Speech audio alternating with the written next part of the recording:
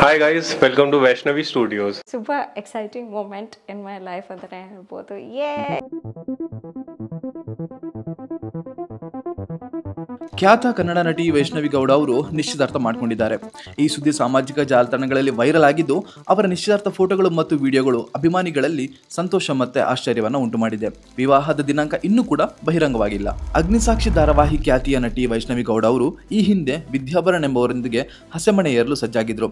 ಇವರಿಬ್ಬರಿಗೂ ಮದುವೆ ಮಾಡಲು ಕುಟುಂಬದವರು ಕೂಡ ನಿರ್ಧರಿಸಿದ್ರು. ಆದರೆ ವಿದ್ಯಾಭರಣ್ ಮೇಲೆ ಇಬ್ಬರು ಯುವತಿಯರು ಆರೋಪ ಮಾಡಿದ್ರಿಂದ ಇವರಿಬ್ಬರ ಸಂಬಂಧ ಮುರಿದು ಬಿದ್ದಿತ್ತು. ನಟಿ ವೈಷ್ಣವಿ ಗೌಡ ಅವರು ಅಭಿಮಾನಿಗಳಿಗೆ ಸರ್ಪ್ರೈಸ್ ನೀಡಿದ್ದಾರೆ. ಅವರು ಸದ್ಯಲ್ಲದೆ ನಿಶ್ಚಿತಾರ್ಥವನ್ನು ಕೂಡ ಮಾಡಿಕೊಂಡಿದ್ದಾರೆ. ಈ ಸಂದರ್ಭದ ಫೋಟೋ ಹಾಗೂ ವಿಡಿಯೋಗಳು ಸೋಷಿಯಲ್ ಮೀಡಿಯಾದಲ್ಲಿ ವೈರಲ್ ಆಗಿವೆ. ನಟಿ ನಿಶ್ಚಿತಾರ್ಥ ಆಗಿರೋದು ಅಭಿಮಾನಿಗಳಿಗೆ ಶಾಕ್ ಮತ್ತು ಖುಷಿ ಎರಡನ್ನೂ ಕೂಡ ನೀಡಿದೆ. ಅವರಿಗೆ ಎಲ್ಲಾ ಕಡೆಗಳಿಂದ ಅಭಿನಂದನೆಗಳು ಕೂಡ ಹರಿದು ಬರ್ತಾ ಇದೆ. ಹಾಗಾದ್ರೆ ವೈಷ್ಣವಿ ಗೌಡ ಅವರು ಮದುವೆ ಆಗುತ್ತಿರೋ ಹುಡುಗ ಯಾರು, ಅವರ ಹಿನ್ನೆಲೆ ಏನು ಎಂಬುದರ ಬಗ್ಗೆ ಸ್ಪಷ್ಟ ಮಾಹಿತಿ ಇಲ್ಲಿದೆ.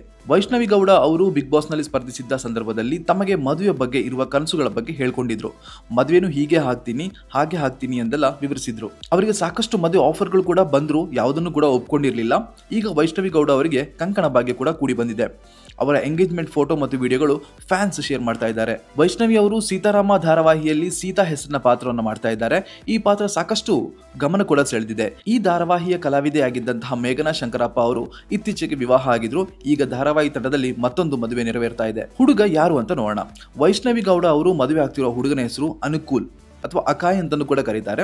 ಅವರು ತಮ್ಮದೇ ಆದ ಉದ್ಯಮವನ್ನು ಕೂಡ ಹೊಂದಿದ್ದಾರೆ ಅಂತ ಎನ್ನಲಾಗ್ತಾ ಇದೆ.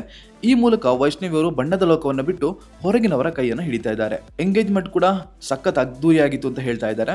ವೈಷ್ಣವಿ ಗೌಡ ಅವರು ಅದ್ದೂರಿಯಾಗಿ ಎಂಗೇಜ್ಮೆಂಟ್ ಮಾಡ್ಕೊಂಡಿದ್ದು, ಮದುವೆ ಹಾಗೂ ಎಂಗೇಜ್ಮೆಂಟ್ ಬಗ್ಗೆ ತಮ್ಮದೇ ಆದ ಕಲ್ಪನೆಗಳನ್ನ ಅವರು ಈ ಹಿಂದೆನೇ ಹೊಂದಿದ್ರು.